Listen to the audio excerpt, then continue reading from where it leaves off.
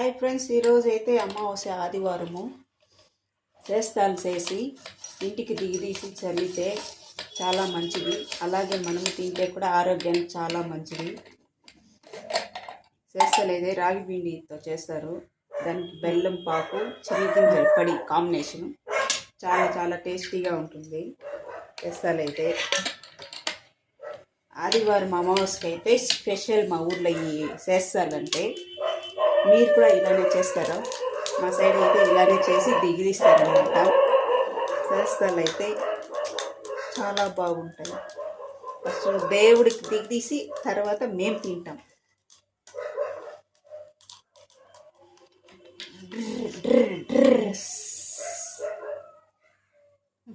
అంతా ఇది దేవునికి చూడండి, ఇలా ఉంటాయి చేస్తాలు అయితే. ఫస్ట్ దేవుడికి పక్కన తీసి పెట్టేసి మేము తినడానికి తీసుకుంటాం అన్నమాట.